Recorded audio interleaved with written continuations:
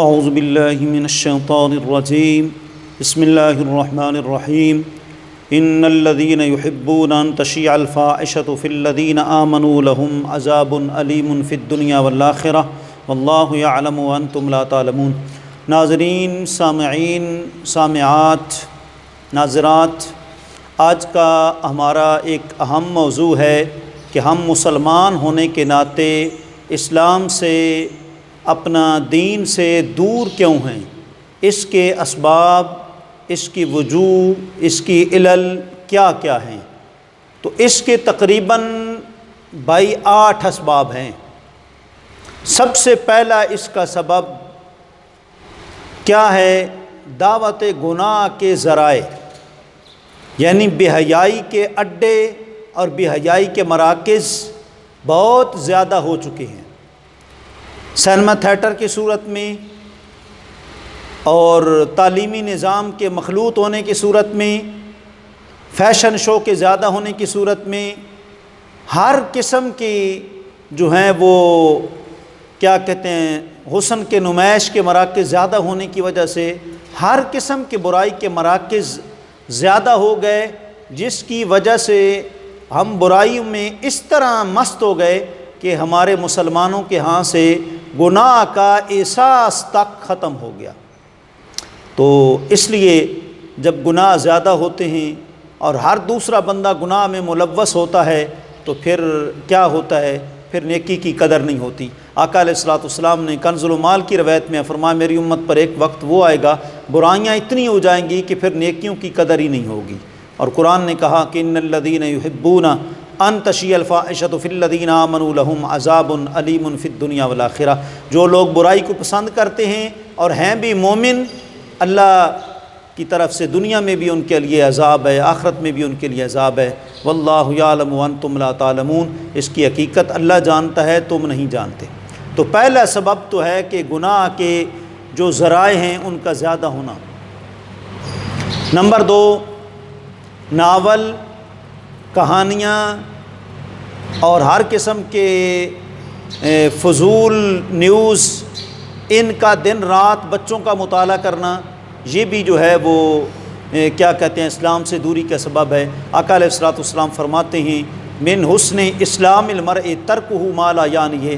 فرمایا کہ اسلام کا حسن، مسلم مرد کے اسلام کا حسن یہ ہے جتنے بے فائدہ کام ہیں ان کو چھوڑ دے۔ اور تیسرا سبب کیا ہے؟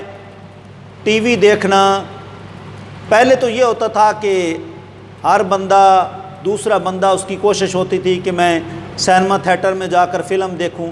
اب تو گھر گھر میں فلم نہیں بلکہ ہر جیب میں فلم موجود ہے، موبائل کی صورت میں۔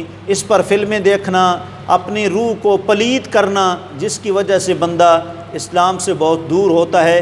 یہی وجہ ہے کہ پوری رات فلم دیکھنے کو مل جائے تو پوری رات ہم دیکھنے کے لیے تیار ہیں۔ مسجد میں 2 منٹ 5 منٹ ہمیں زیادہ انتظار کرنا پڑ جائے جماعت کی کسی معاملے کی، تو ہم مسلمان سارے بیٹھنے کے لیے جو ہے وہ تیار نہیں ہیں۔ تو یہ جو ہے اس کا دوسرا سبب ہے۔ تیسرا سبب ہے مغربی ممالک میں رہائش، یورپی ممالک میں، یو کے میں، کینیڈا میں، انگلینڈ میں، ہائی لینڈ میں، تھائی لینڈ میں جو ہمارے بھائی رہتے ہیں، ان کو چاہیے کہ غیروں میں رہ کر اپنے آقا علیہ الصلوۃ والسلام کے مبارک طریقوں پر مضبوط طریقے سے قائم رہیں، تاکہ ان کی صحبت کا ان پر کوئی اثر نہ ہو، کیونکہ مولانا روم فرماتے ہیں صحبت صالح ترا صالح کند، صحبت طالق ترا طالق کند۔ تو اس سے بھی مسلمان خراب ہوتے جا رہے ہیں۔ اور چوتھا سبب ہے والدین کی غلط تربیت۔ والدین جب غلط تربیت کریں گے، اپنے بچوں کو قرآن و سنت کے مطابق جو ہے وہ ان کے ایام زندگی نہیں گزاریں گے تو پھر اس سے بھی کام خراب ہوگا۔ والدین 8-9 بجے اٹھ کر خود اخبار پڑھیں گے، بیٹا بیٹیاں اخبار پڑھیں گے، اور صبح نماز فجر نہیں پڑھیں گے، تلاوت نہیں کریں گے، تو ظاہر بات ہے پھر جو ہے وہ نقصان ہو جائے گا۔ اور اگلا سبب مال حرام کی کمائی۔ حرام مال، خواہ وہ جوئے کی صورت میں ہو، سود کی صورت میں ہو۔ سود کی صورتیں مختلف ہیں، عام سادہ سود ہو یا بینک کی صورت میں سود ہو، یہ ساری جو چیزیں ہیں یہ ہمارے مسلمانوں کو تباہ کرتی ہیں۔ اور اگلا سبب ہے بے دین لوگوں کی صحبت۔ جو بے دین لوگ ہیں گمراہ لوگ ہیں ان کے پاس جب بندہ بیٹھتا ہے تو پھر بندہ خود بھی گمراہ ہو جاتا ہے۔ اس لیے آقا علیہ الصلوۃ والسلام نے فرمایا اچھی صحبت میں بیٹھا کرو، اچھی صحبت میں جب بیٹھو گے تو پھر تمہیں اس کے اچھے نتائج برآمد ہوں گے۔ عطر فروش کی دکان پہ جب جائیں گے، عطر نہیں بھی خریدیں گے پھر بھی خوشبو اچھی ضرور آئے گی۔ تو یہ بھی ایک جو ہے وہ اسلام سے دوری کا سبب ہے۔ اور ایک اور اسلام سے دوری کا سبب کیا ہے؟ جو اصل سبب ہے وہ یہی ہے کہ ہم نے قرآن کو چھوڑ دیا ہے۔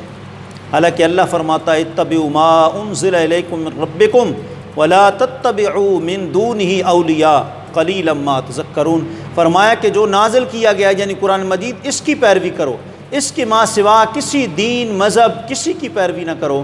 فرمایا کہ بہت کم لوگ ہیں جو نصیحت حاصل کرتے ہیں۔ ہم قرآن سے آج نصیحت حاصل نہیں کر رہے، قرآن سے ہماری دوری ہو گئی ہے۔ آج غیر مسلموں نے قرآن کے جو فارمولے ہیں، جو قوانین اور ضابطے ہیں، جو آئین ہیں، ان کو انہوں نے اپنا لیا اور اپنے یورپی ممالک کو انہوں نے ترقی یافتہ بنا لیا اور پروموشن والا بنا لیا، اور ہم لوگ جو ہے باوجود اس کے کہ قرآن جو ہے ہمارے مسلمانوں کے لیے تھا نصیحت کا سبق، لیکن ہم نے اس سے دوری اختیار کی، جس کی وجہ سے پھر ہم دین سے بھی دور ہو گئے۔ اللہ کریم یہ جو بے دینی کے 8 اسباب ہیں، ہم سب کو ان سے بچنے کی توفیق عطا فرمائے، اور قرآن و سنت کے مطابق آپ کو ہم سب کو اپنی اپنی زندگیاں کامیاب بنانے کی توفیق عطا فرمائے۔ وآخر دعوانا ان الحمد للہ رب العالمین۔